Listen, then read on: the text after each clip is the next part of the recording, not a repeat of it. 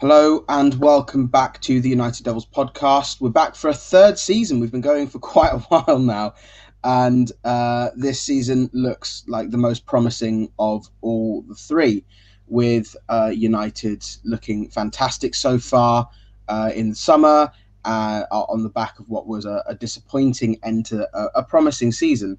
And so we've got a lot of things to talk about now, and what we're going to do is we're going to first talk about the summer signings, then we'll talk about the pre-season, and then we'll look ahead to what we expect from the upcoming season. And with me today is Arian, and I think we can say for sure that we were the last podcast we were thinking, well, we'll see what happens in the summer.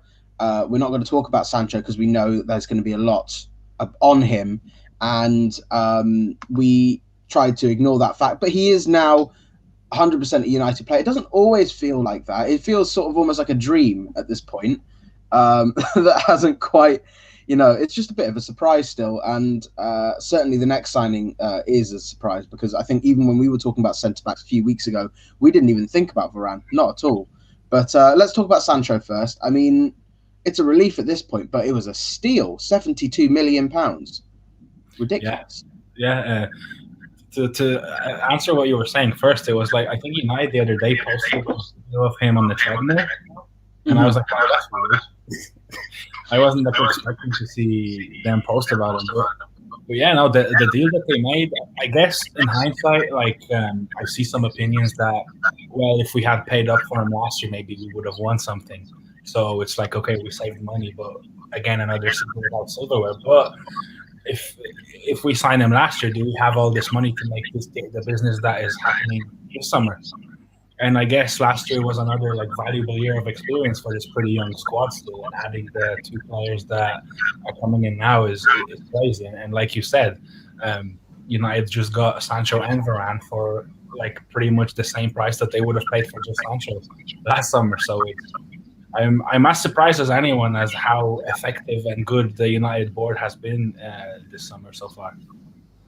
That's a very interesting point, actually, that you don't know if we would have had the fees available to do what we're doing at the moment, and say that we've already signed 2-3 players, we're interested in more. That's a very good point. And I think another thing is that you can do the same thing when Bruno came in. Like, where would we been if Bruno had been signed in the summer? And you think about some of those games that we weren't as good at. We couldn't break we couldn't break down the opposition, and you think, well, if Bruno was there, what would have happened? If Sancho was there, what would have happened? But I guess at that point, you just sort of, I think at this point, we just take it and run. That we've got him for, I think, what was 35 million cheaper than what we would have done, which the 35 million has then been reimbursed into Rafael Varane, which I mean, I don't think we were expecting at all. I think we were looking at Pau Torres, Jules Koundé. I can't think of anybody else we were thinking of. Sorry? Milenkovic.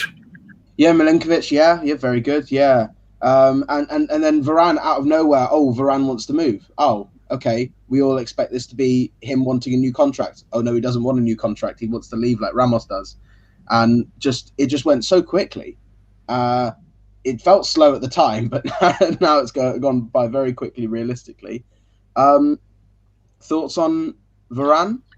Considering how Sancho was announced on last Friday, and then Varane just at the start of this week, and I'm very impressed with how under wraps the board has managed to keep the negotiations, because I've been seeing some articles now that surfaced maybe around the start of the year and even end of last year that were saying that United had an interest if Varane was to be on the move, but you didn't really hear that much about it until not even the start of July, to be honest. That's when things really started to get concrete. And like you said, when we were doing those podcasts a few months ago, and even the very last one that we did, he's the type of player that you're not even thinking about him leaving his club, because those players don't leave. They never move. And especially at 28. If you think about the kind of pedigree like the Sergio Ramos, we might be able to get him for a year or two when he's 33, 34, like we did with Cavani. But to get him in the prime of his career and for £34 million it's absolutely insane. And it's to me, it feels like it's such a big addition, because I felt like United last season were let down in a lot of games, and a lot of those small games in particular, because I think they defended quite well in the big games. But in the small games, they were let down by just those little tiny mistakes that I think a world-class partner from Maguire erases. And I think even Wan-Bissaka is going to get a lot of confidence from having somebody like that playing next to him in terms of his off-the-ball defending. And I just think that I'm looking at it now, and I think even if United don't sign that CDM, Varane's strengths, I think, already propelled him into an automatic title contender before the season even starts. I think that the squad is deep enough, and I see a lot of people complaining about McFred, obviously, because of their limitations against the low blocks. But they're an asset still in the big games where you really need to be sharp and win the ball back and press. But I think now with a player like Varane, United rarely ever get countered against those small teams anyway. But now with him and his recovery pace, you don't have to play the two of them anyway in those games against teams that will just sit back and hoof the good ball back up to you. So I think it's a massive signing, and I think when we come here in May and look at it, he could be the game changing signing for United, like a Van Dijk type of impact, which I hope so. Yeah, I mean, I can't disagree at all. I mean, I think he's a fantastic player. Yeah, he makes mistakes. I think I saw a stat which is that he's made the most amount of mistakes in the Champions League since 2016-17, but that's 4 mistakes in 5 years while winning. He's made as many mistakes as he's won Champions League, so I'm not too fussed. I think like 2 of them were last season in one City game where Madrid were like really not playing great, which is like. No, I agree. And I think another thing that people don't factor in is the fact that he's had Ramos next to him, but then he's also had, on the other side, there's been issues with Carvajal. There's been Odriozola there as well. There's not been someone that's been nailed down because Carvajal's had his injury issues. So I think there's things that he, that have been mitigating circumstances in that sense. But I think the fact is that he's a fantastic player. He's one of the quickest centre backs I've ever seen. His recovery pace in that game against United a few years ago, I mean, that was scary. But I mean, he's just kept it up. He doesn't look slower, even though he's 5 or 6 years older. But he just looks fantastic. He's got a winning mentality. He's won it everywhere for Real Madrid and for France. I think he's going to be fantastic, and we'll see what kind of impact it has on some of the other centre backs. Because I guess the thing we saw with, it's also about his development, but Luke Shaw had the pressure from Tellez that he had someone that would come in and have that impact. The same thing that happened with Brandon Williams in the start of January 2020, that it pushed Shaw to be better, and Tellez has pushed Shaw to be even better than that, and of course his own training as well. But it could help Lindelof, it could help Bailly. Tuanzebe looks like he's going to go on loan, but it could also just sort of have that kind of impact on him that he's got 2 fantastic centre-backs that can give him a lot of coaching and experience. So I think that's going to be a great signing all round. But then, United have said they're still not done yet. There's still signings to be made. It looks like they're going to push for another midfielder, at least one more midfielder, and Kieran Trippier. It doesn't look like any other right-back options have been identified or even considered. I think they're looking for just Kieran Trippier. And from what I can tell, he looks like the most outstanding candidate. He's defensively very solid after a couple of years at Atletico. He can cross the ball fantastically. He's better going forward than Wan-Bissaka is at the moment, but Wan-Bissaka has obviously 5 years on him to get better. But he could be one that could be a really good second option like Tellez. Or do you see anybody else that you think, if the 40 million offer doesn't go down from Atletico, do you see anyone else that could do a decent job there? To be honest, I think it's Trippier or nothing. I don't think United are desperate. I think it's, like you said, it's a great option to bring somebody in, and even for Wan-Bissaka to train with. It's just a good addition, but I don't think it's as much of a priority as a defensive midfielder, and I think as it should be, because Wan-Bissaka has already shown great improvements going forward. He had a great assist just last night, and last season, his offensive numbers in all competitions were actually better than Luke Shaw's when it comes to just pure goals and assists, which is like, if you said that to somebody who hasn't been watching United but just seen the social media, they wouldn't believe you, because Wan-Bissaka is made out to be like he's some average Joe at right back sometimes. So I think it's a good option to have there, and I don't expect it to be done anytime soon. I would say that'll go down to the wire and to see if, because Atletico also have those issues with EU players that they can register, or non-EU because of what happened in with the UK. So I think they only can register 3 now, and they've already filled up one of those slots. So if they don't register Trippier, they may as well get him off the books, and I don't think they're going to be as keen on holding out for that. Let's be honest, that's a ridiculous price tag for Kieran Trippier. So, but yeah, like you said, we haven't really heard about anybody else, and I don't think there is going to be anybody else, because even I was quite comfortable myself with Brandon Williams being his backup last season, but obviously you'd like to get Williams to go out and get some more games at his age, and you'd ideally like somebody to be there to let Wan-Bissaka rest at least sometimes, because we saw at the end of last season that burnout was real. And I do hope that just by the end of the window, Solskjaer will have a team that he just feels comfortable with rotating, and he doesn't need to play Maguire every single game. As impressive as that was, that he started every single game up until that Villa game where he got injured, but he shouldn't have to do that with a squad that is now growing, because the players that were starting are going to drop into the bench, and that makes for quality backup. Yeah, absolutely. I think the fact is that we like that stat that Maguire's played every game, that Rashford and Greenwood and Bruno have played 50, 60 games each season, and it's good to see that we get to see them all the time, but we shouldn't have to see them all the time. We should be able to rotate and still be able to win 2-3-0 and not have a lack of creativity or defensive fragility. We shouldn't have to have that. So I think you're absolutely right. I think Kieran Trippier, if that feed goes down, would be perfect. If not, I do like Brandon Williams there. I wouldn't say no to Ethan Laird, who's done very well in the Championship. And I could definitely see something, happen there. But he's not been in the first team picture at the moment, Ethan Laird, not even during pre-season. I think the sub right back, whenever they rotated, was Ethan Galbraith until Diogo Dalot came back. Laird is injured. Pardon? Laird picked up an injury at the end of last season. I think something with his shoulder, and he just hasn't recovered fully yet. So. Okay, well, that's a shame, because that could have, we could have seen what he was all about. Because he looks quite exciting whenever I saw the odd clip here and there. But obviously, he's probably not ready for Premier League rotation yet. I think Brandon Williams is quite as much higher in that sense. But another one is Diogo Dalot. Where do you see him? He came on yesterday. He looks all right going forwards.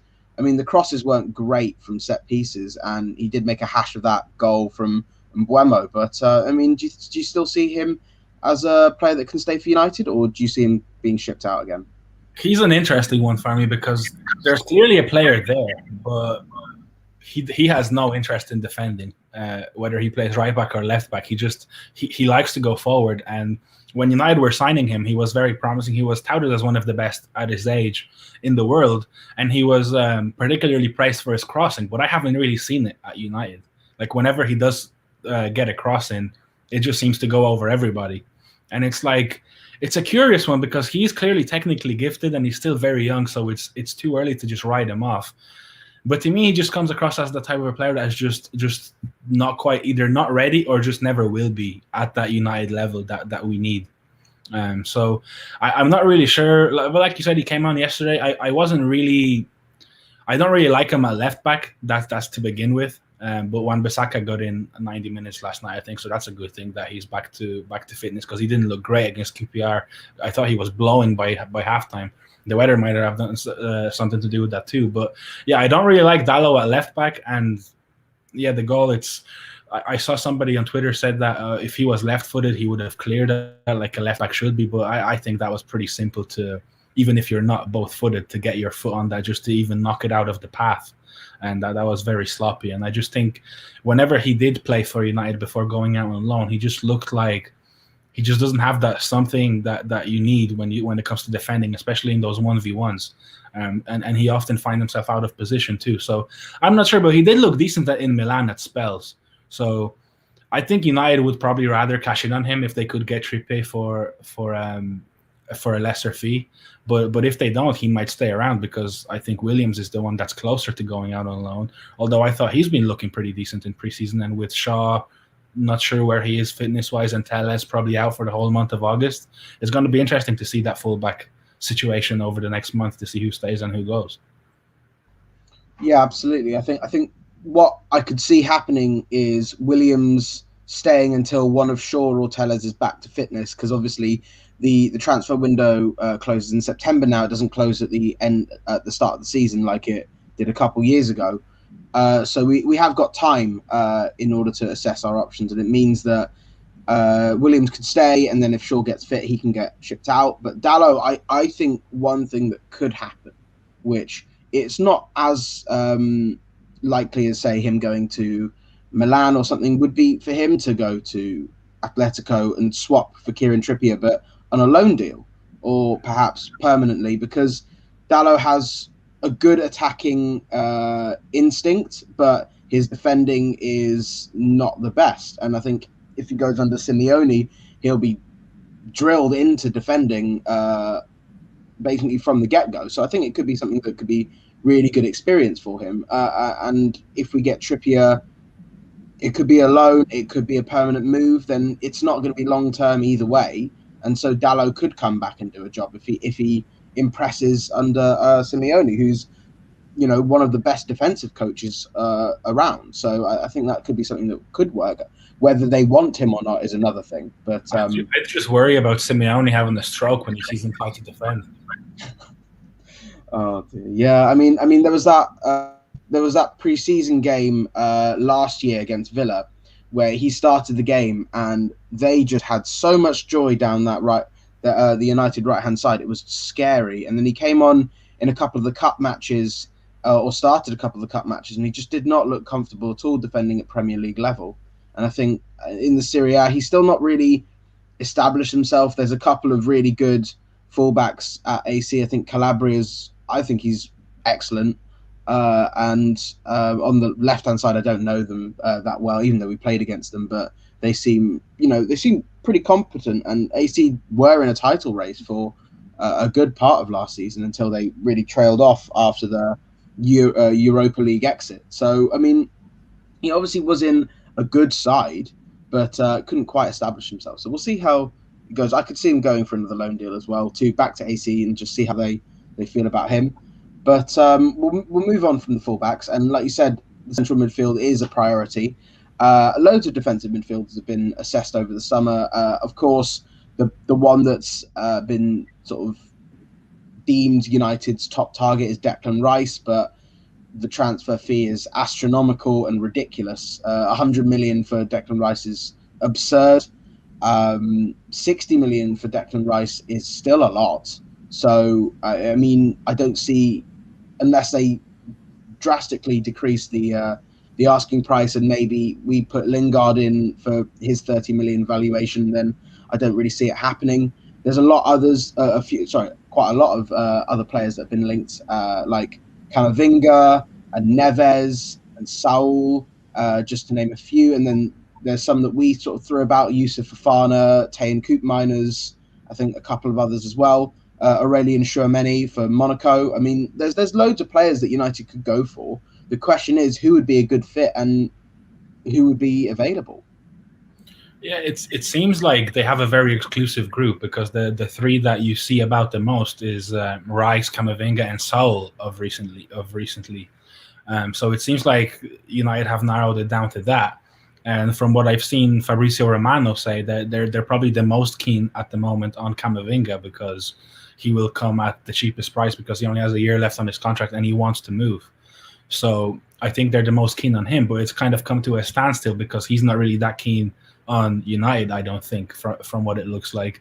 And that's kind of turned me off, that kind of going to that route, because it feels like he's 18 now, and if his dream is ultimately going to Spain, then you're not going to get that much service out of him, because by the time he reaches 20 or 21 and he keeps developing at the way he is right now, he's going to get itchy feet and want to leave, which United could monetize from it. They could get a lot of money if they buy him for £30 million now and sell him in 3 years for probably near enough 100 at the current inflation of the transfer market. But I just don't think United are in the business of doing that. From what I'm hearing from Solskjaer, he wants to bring in somebody for stability and for a long time, not a short time. So it's going to be an interesting one. I do think Rice would be the ideal one, because he's still young, so the ball playing side of his game can still improve, but the way he reads the game and the way he just destroys everything and kind of controls the tempo in midfield already is very impressive. And I do think he could play that lone six, whether it is in a double pivot again, alongside somebody more offensive, or in that 4-3-3 that's been talked about. He could be that lone holding midfielder. I think he would fit that role perfectly. And then with him, Varane and Maguire, that little defensive trio that you have protecting at the near the halfway line, it would be, I think it would be a force, and that would make United a complete team. At least the first 11 would be complete, completely from top to bottom. It would be like really, really good players in every position. But like you said, the price, the English tax, it's not going to be easy. And by the sounds of things, Lingard doesn't really have that much interest going over there if Rice goes the other way, because I think Rice was one of the pull factors to go to West Ham. So it's going to be a tricky one. Yeah, I think the fact is that I mean, they were very good friends, and I think the idea that he wants to go to a forward-thinking West Ham wouldn't quite work if they sell one of their best players. So that kind of is an issue for him. But obviously, a lot of players could, a lot of teams even could be looking for Lingard, not just West Ham. But it seems like at the moment he's in Solskjaer's plans. Whether that might be smokescreen. Sorry, whether that might be just a sort of a tactic for him to get a better price, that we'll see. But I could see West Ham still going for Lingard if Rice moves, mainly because then they have more funds to get someone in as a replacement. They haven't been known to be good at that. I mean, you think about when they lost Dimitri Payet, they still lost that big chunk of creativity they had. But it's we'll see what happens with them. It's a strange club because they know the owners seem to be slightly distant from the fans. I think if they got enough money for Rice, they'd take it. And I think if they got Lingard as a part of that, they'd be happy as well, because he was a sensation when he came in January. But you're right, it's too much for Rice at the moment. And Camavinga doesn't look like he's 100% certain on United, and that's fine. Just means that he's not the player to go for, even though he's such a fantastic talent. But he keeps liking United-related posts on Instagram, so he's playing with everyone's feelings. Yeah, absolutely, and we'll talk about another French player who's playing with everyone's feelings in a bit. But before we get on to that, another name was Ruben Neves, who I really like as a player. He's sort of one that you don't. I mean, his passing's fantastic, but he doesn't blow you away, which is something that we kind of need from a anchor player. Is just someone who, doesn't do spectacular stuff. He just does what's needed to be done. He'll win the ball. He'll play it forward. He'll start counterattacks. His passing is fantastic. He can change and switch play really, really efficiently. He can play on the counter and just release the quick players we have on the wings. And I think he could be a perfect addition, and for only 35 million for someone who's, I think, 23 years old is superb, and he's got a hit on him as well, I'll tell you that much. But do you think he's the right kind of player? Obviously playing in quite a defensive Wolves side for a few years. Do you think he'd be suited to the kind of possession and high line that United play? I don't think it would bother him, but I do think that there is, when we talk about all these players, there's kind of two different profiles. There is like a typical defensive midfielder like Declan Rice, who I think United would move for that profile of player if Pogba stays, or that mysterious Frenchman that we're going to talk about.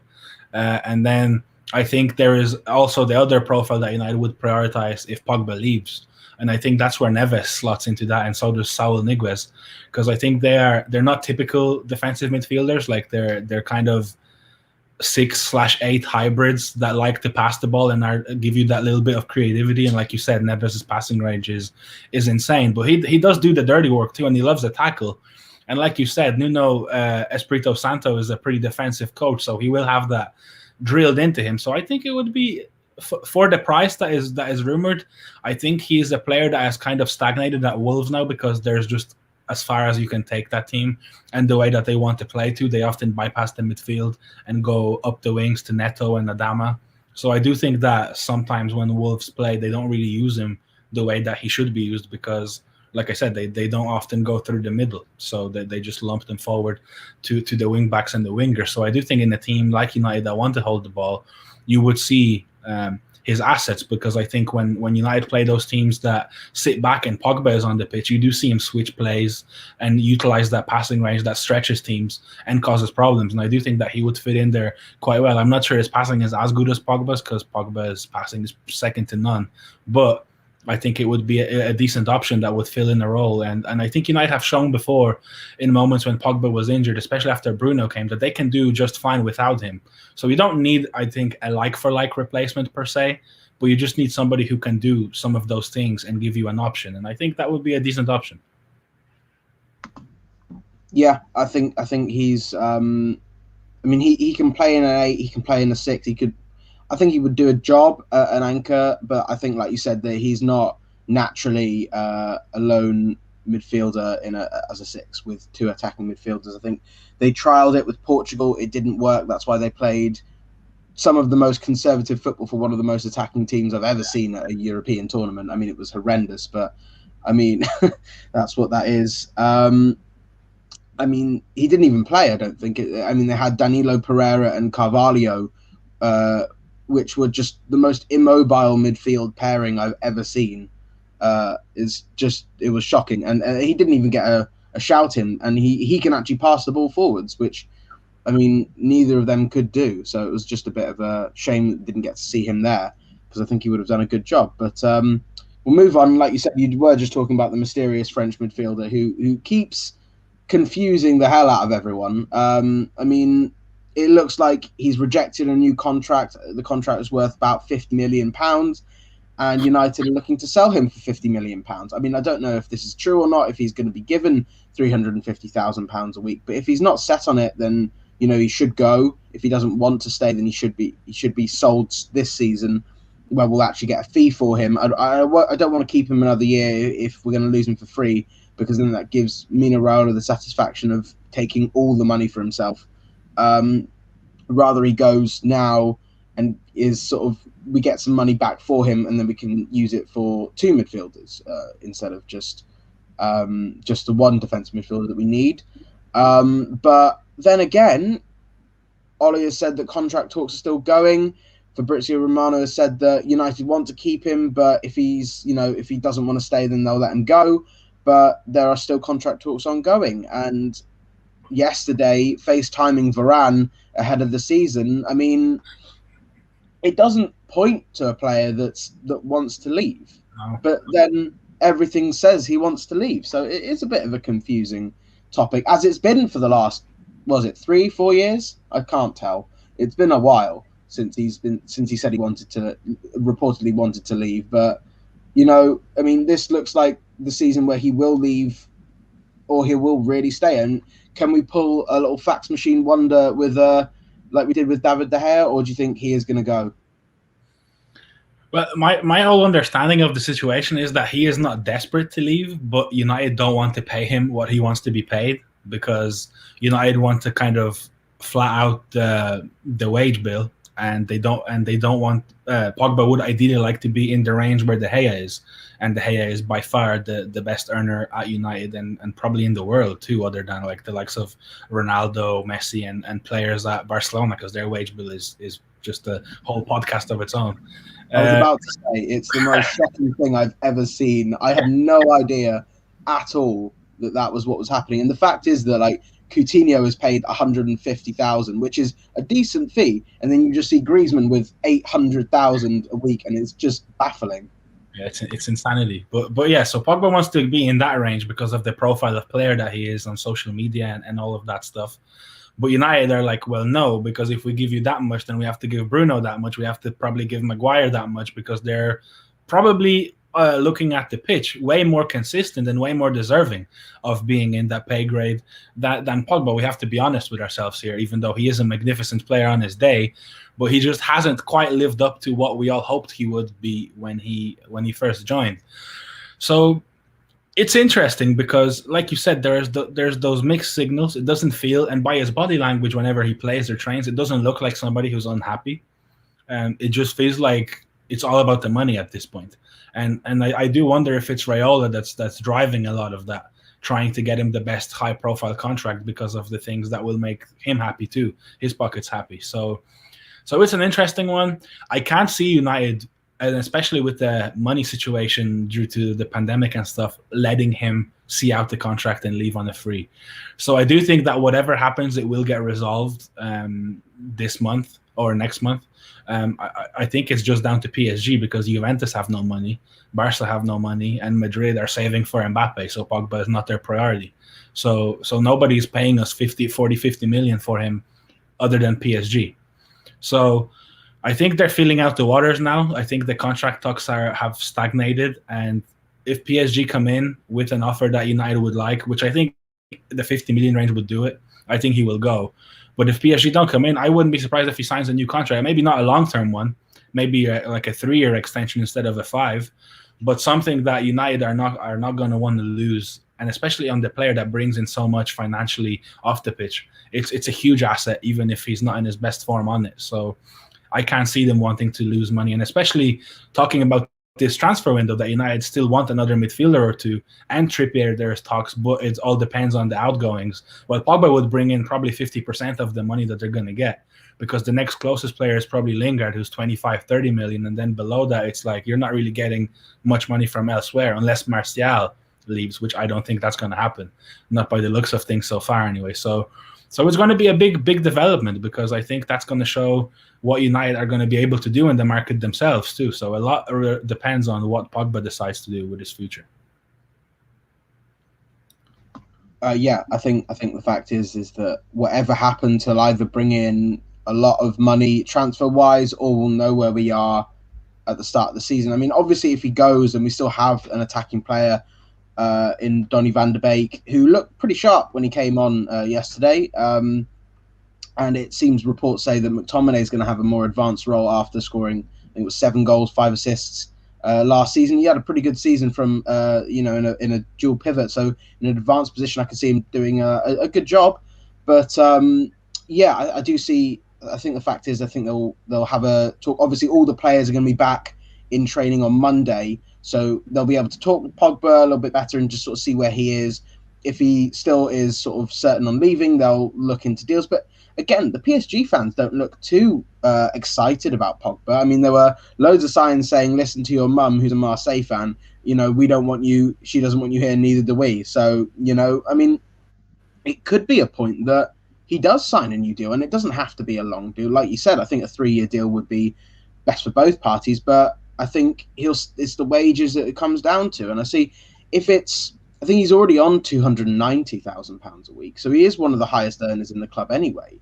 So I see, if I'm not mistaken, but I mean, I think it was about 300, 290, 300. But if he does get that extra 50,000, 60,000 pounds a week, is it sustainable? No, because we're trying to cut down the wages and not make the mistakes we did with Sanchez and De Gea, because I think his wages were extreme. I mean, at the time, it seemed like a good decision, but obviously his form has dipped so much more. I mean, last season was better, but I mean, the end of last season wasn't. But, there is that. But at the same time, he's a fantastic player. You don't want to lose. So I guess realistically, we can't really say for certain what's going to happen. And I think it's just whatever happens, and we'll just sort of react to that at the time. But there's one last contract that's happened over the last week. Ole Gunnar Solskjaer has signed a 3-year deal. So his contract was set to expire next summer, I think. And he's now signed a 3-year extension with the option of another year. Some people were concerned that he has not delivered on the promises that he said. But at the same time, a lot of people were still happy that he's signed. I think I'm one of them. I'm delighted he signed a new deal. I'm really excited to see what he can bring. And I think the fact that he's broken this cycle of getting top four and not being backed this summer is enough of a success on its own, really. Because if you look at the other summers, every time United have reached top four, they've not been backed properly. Under Moyes, he was only backed 60 mil. Under Van Gaal in that 2015 summer, he was only backed in net spend of about 45 million, even though he spent a lot of money. A lot of players went out, or maybe it was 50. Same for Mourinho in the 2018 summer window, and last season with Ollie as well. I mean, I think it was a net spend of 45 million with the players going in and out. But he's broken that cycle this summer. He's bought players that are exciting and fantastic and have a winning mentality and a lot of promise. He's got the team playing fantastic football. He's got the academy going. He's got this team working hard, and he's slowly crawling out of that toxic cave that Jose Mourinho left United in. I mean, are you one of the people that agrees, or are you sort of thinking, well, he's got to prove it as well? Well, no, I totally agree, and I was expecting that he would get the deal extended, and I wish I could credit the person that tweeted this, but I can't remember off the top of my head because it was last week. But they said that the first 3 years was about rebuilding and steadying this ship and just getting rid of all of this deadwood and toxicity. And now the next 3 years, it's about winning. Now United are entering winning time. So technically, this season is still, but it's not going to be a free pass because with the team that is getting built, like you expect United to get hands on some silverware. But technically, this last season is just the final step in this process of getting this team to where it needs to be in order to win. And the next 3 years, I think, are about following through on it and really getting back to the top and staying there. And I think, like you said, he broke that streak of getting top four, and then the Glazers were happy with the income from Champions League, and they said, okay, well, we don't need backing anymore, and all that. And just the fact that from where that team was, where he picked it up after that Liverpool loss and when Jose got sacked, to getting those back-to-back Champions League finishes, that seem, people will say, the rival fans especially, the standards have dropped, United, oh my God. But it's like, United were in a really bad place. They tried, they bet on winning. Now they tried to rebuild quickly with big names and big profile managers, and it didn't work. And they were in a really tough spot. Like it was, you finished third, you finished fourth, then sixth, then second with 20 points off City, then back down to sixth again. It's like it was a cycle that was never going to end if they stuck with that kind of mold of hiring those big name managers and just investing in 4 or 5 players that are maybe even washed up, or they don't want to be here, they just want to come for a paycheck, and it clearly wasn't working, and something needed to change. And I think they took the right step. Of course, there was going to be growing pains because you're trying to turn over half of the squad nearly, because up until last season, half of that squad wasn't his. Now, coming into this season, you can see that this squad has Solskjaer written all over it. It's what he has put together, and he has actually gotten some of his number one targets in this summer, finally. So I think it's all part of the process, and I think more fans now are starting to get on board slowly because they're seeing how much the board are backing him, which hasn't been seen in the past, because they would give you one window, and if you don't deliver, then no more backing for you. So it's going to be an interesting season. I'm really looking forward to it because it really looks like the club is finally, the ship has been steadied, and now the trajectory is looking up. It looks like we're in a really good place, morale-wise, and just everything. And they even repainted the stadium. That's how happy the atmosphere is at United at the moment. So I think going into this season, there should be expectations. Like I don't think just scraping fourth is going to cut it, but I don't think that's going to be an issue at all. I think like I said, and we're going to get to the predictions in a bit, but I think the 2 signings already by themselves put United in title contention, and I think the depth is enough to get hands on some silverware. But like you see, the patience and waiting out through the process from season to season, the team has looked a lot better. I think, did you see the pictures that were going around of the squad that Ollie put out for his first game against Cardiff? That back four of Ashley Young, Phil Jones, Chris Smalling, I believe, and Luke Shaw at left back, to what it looks like now.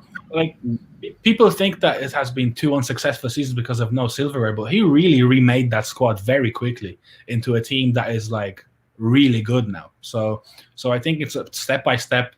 I think this is going to be a good season. Yeah, and I think even if you look at, say, one of those teams that think about the team he started with against Chelsea in that 4-0 win. I mean, it was De Gea in goal. I think Shaw was there, then Lindelof, Maguire, and Young. Was it? Oh, sorry. Of course, it was Wan-Bissaka. Sorry. And then McTominay, Pogba. But then that's a pretty solid sort of. Pereira started. Pereira, Lingard, Martial, Rashford. I mean, you think about that right-hand side that nobody had invested in for years, and we finally got a right winger. The number 10 position that, I mean, Lingard does a job at when there's space, but when there's no space, he can't quite do it. Bruno Fernandes steps in and performs fantastically. McTominay and Pogba is a good midfield. It's not quite as balanced as everyone was expecting or hoping it was or saw in that preseason. And look, we're going to get a new midfielder. I'm pretty confident we'll get a new midfielder this summer. I don't know who, but I know we'll get one because I know that there's money to go and there are also players to leave. One thing you did mention was the amount of players that are his own, and I've got a little stat for you. Of the current United squad, there are 2 Sir Alex Ferguson signings left in De Gea and Jones. There's 1 Moyes signing in Mata. There's 2 Van Gaal signings in Shaw and Martial. There are 7 Mourinho signings, and there are 12 Ole Gunnar Solskjaer signings, and that's a massive, massive impact. There's obviously also part of the academy. There are 3 Van Gaal academy graduates, 2 from Mourinho, but 7 from Ole Gunnar Solskjaer as well. So it's fantastic to see the amount of players that Ole Gunnar Solskjaer has brought in and has put into this squad, and you can see that it's now more of his squad. And I think there's a couple more that could be on their way out from the various managers. I mean, obviously Matt is more of is going to be a coach, I think, next season if he agrees. Same for Lee Grant. Matic could be on the way if a new defensive midfielder is signed, and the same can be said for Phil Jones. Ollie has said is going to stay as the 5th choice. But I'm not sure about that. I don't know whether he'll probably stay for another year and then be let go of his contract, because I don't think anyone really is looking for him other than maybe West Ham if it's similar circumstances to Sanchez that they release him from his contract and he goes on a free. But again, I don't see him forcing that unless something changes in the next few weeks. But he'll be back in training on Monday as well. But we'll stop talking about signings in the summer and that, and we'll, like you said, look at our predictions. We won't do our top 4 and things and prediction. We'll just do for United right now. Like you said, bare minimum expectations are compete for the title and win a bit of silverware. I think the squad, like you said, the squad we've got makes us title contenders. I think that's absolutely spot on. Whether we're at the same level as a fully fit Liverpool and Manchester City in squad depth is something else. I think Liverpool's squad depth actually needs improving. I think they need probably another winger and certainly another right back, because I think Trent on his own, he needs a little bit of cover because he's a fantastic talent, but does make mistakes and he is a little bit injury prone. And I don't know if we didn't really see a lot of Simicast last season, but I think he'll do a decent job. They've brought in Kanate, who looks good. City haven't made any signings though, which is a surprise at this point. But it's the quiet before the storm, I think. Yeah, well, I mean, Grealish and Kane, 200 million just slaps on the table, and then we'll see what happens. But I mean, for United, do you think finishing just in the top 4, you said, was not good enough? But I mean, realistically, if they're at the level, do you think they can be at the level of that Liverpool side that won the title and the City side over the next few years? And also, let's see, in the Cups, what would you expect as a bare minimum? I think if United stay healthy, and now, like I said at the very beginning, with the addition of Varane, a player that is good but just not great, and Lindelof drops to the bench, so you have backup there, and then probably Greenwood will be used as more of an impact sub at times when Rashford is fully fit and Sancho is there. if Martial stays, you have top quality cover at left wing, and then Greenwood top quality cover at right wing and up front too, if needed. So the squad has grown in depth in a way that then there's Donny van de Beek, who looks like he has bulked up a bit and might be more ready for the demands of the Premier League. Fred had a great Copa America. McTominay, I'm expecting to keep improving because he's been very solid. Luke Shaw, we haven't seen the best of Alex Telles. I mean, it's the squad. Now that you look at it, it looks like if Solskjaer will look to his bench on game 1 against Leeds, because I'm assuming not everyone will start, he could have a very, very good bench there available. And I haven't even mentioned the likes of Dan James and Anthony Elanga breaking through at the moment. So in terms of depth, I think, like you said, I think United might only be off. Well, Chelsea are up there. They're pretty deep, but they haven't made any signings yet either significantly. So I think Liverpool do need to invest a little bit more. City haven't done anything, but their squad is great. But I really do think if United stay healthy, they could win the league, I think. Even without signing a central defensive midfielder, which obviously I think people overreact because McTominay and Fred just don't play that sexy football that you want.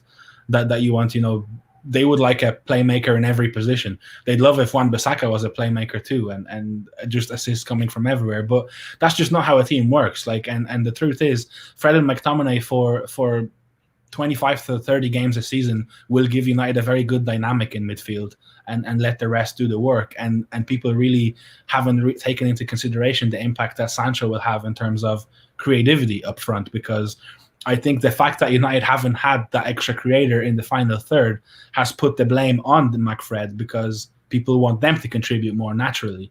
But that's just not their jobs in this team, not up to now anyway. So I do think, honestly, if United are in form and they stay healthy, I think they have a very good start to the season to pick up some momentum before that nightmare stretch of fixtures in October and November. I think 21 could be coming. Yeah, I mean, I think they have to be title contenders at this point. I think it's a sensational team, and like you said, I mean, people underrate McTominay and Fred because they just, like you said, they sort of, the two pivots. It's not Pogba. That's the real thing. It's not Pogba in that pivot. Whereas I think they've been unbeaten for something like 25, 30 games in that combo. I mean, they haven't lost a game in ages with those two in the midfield. I can't remember the last time it was, but it might have been one of the finals. I'm not sure. But so one of the semi-finals, but I'm not sure. They work well, and I think the thing is that they want Pogba a lot of people want the Pogba in the midfield, and I'm one of them. I think he could play in that role, but again, he's just not been good positionally at times to play in that role regularly. And I think we saw that, unfortunately, in that third goal for Switzerland, where he was playing in the pivot, messed about on the ball, gave away the ball, and they scored from it. And that's a real... I mean, obviously it was awful defending as well, but that's not the point. It's sort of the idea that he can play in a pivot and not get dispossessed same thing could be said for Fred. He does get dispossessed quite a lot as well. So I guess there are points either way. But I think the fact is that those two will do an excellent job in whatever game you play them in, especially in the big games. And with Sancho as an extra creator, when you've got Van der Beek off the bench, you've got runners in Greenwood and Martial and James. You've got plenty of quality, and you've got obviously someone like Cavani who likes to drop deep, play a pass and run forwards, and he's got that energy even at 34, 35, which is fantastic. But I think title contenders is a bare minimum. I think they've got to close that gap. The 12 points is a massive improvement on the last few years. I think it was 33. It was 18 in Mourinho's second place finish. Then it was 33. Then it was something similar, I think about 27-30 the season before, the season after, and then this season it's been 12 points from first, which is a massive improvement. Still not where we want to be, but to improve on that would be fantastic. In the cups, is there one? Obviously, the Champions League would be amazing. I think again, bare minimum, get out the group. Hopefully, we don't have a horrendous group drop as well like we did last season. I think, again, that was sort of due to a lack of squad that sort of didn't really help, and a couple of injuries here and there.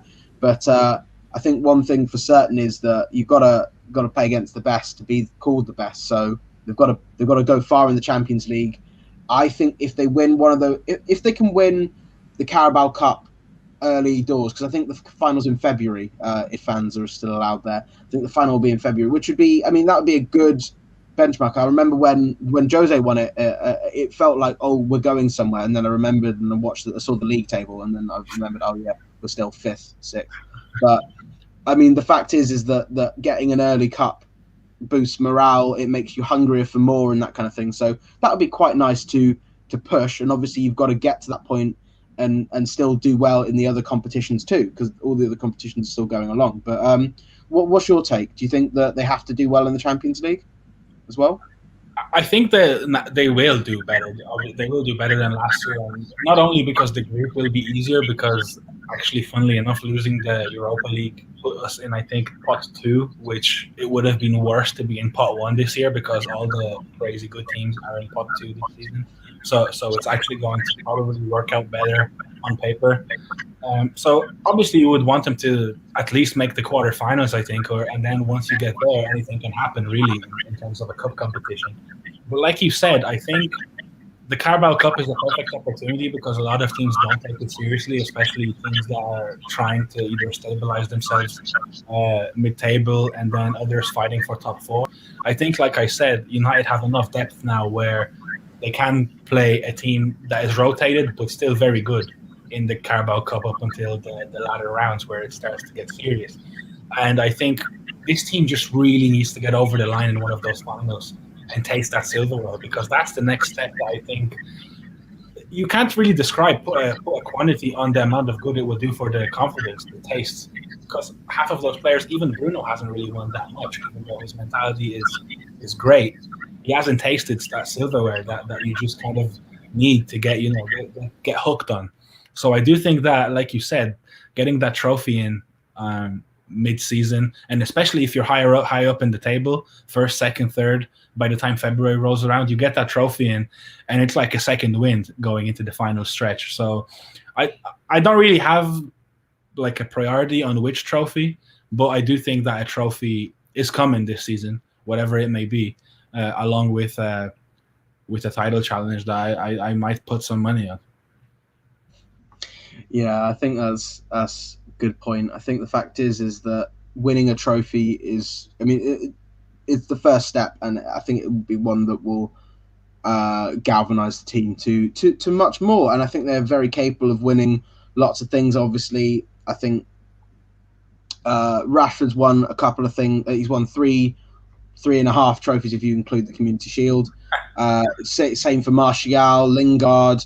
I mean, Pogba's won loads. Cavani's won loads. Varane obviously will come in and has won quite a lot. But it's just when Maguire lifts the first trophy for United, it will hit different. I think that will just be sort of a really wholesome sort of moment for quite a lot of United fans. And I think to see him lift it, to see Shaw lift it after playing the match, because obviously he's injured for the last 3 trophies that United won, to watch Ollie lift his first trophy as a manager, Bruno, like you said, it'll be really, really wholesome and it'll be really fantastic. Wan-Bissaka as well, Dan James, it'll be great. But of course, you're going to get to that point, and hopefully we don't get City in another semi-final in the Carabao Cup. If we reach them in the final, one-off game, I feel like it's more of a chance of winning in the final than the semi-final. But they're the ones that take it the most seriously of all the other teams, I think, really. Pep loves it. Yeah, but we'll see how that goes.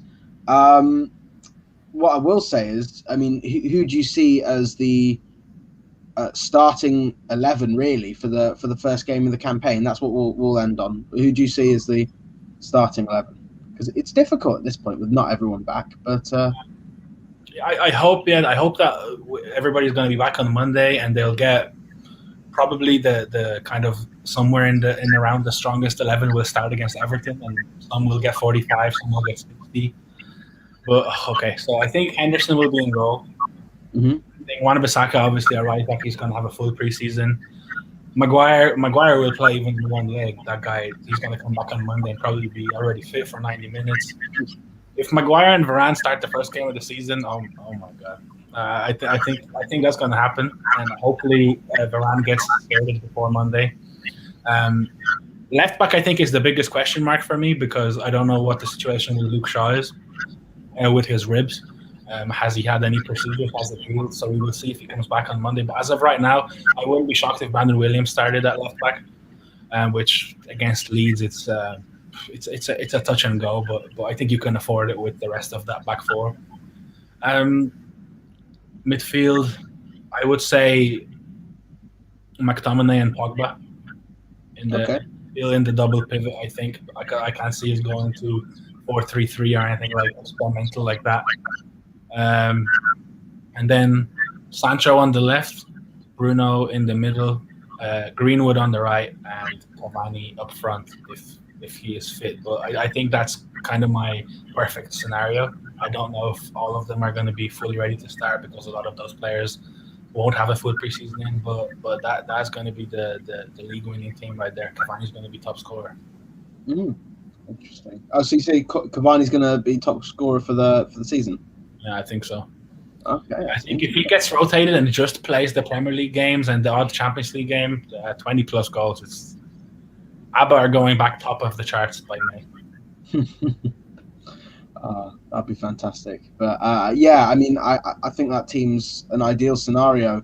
One thing, interestingly, I mean, obviously not McFred and Dan James, obviously with the way Leeds play.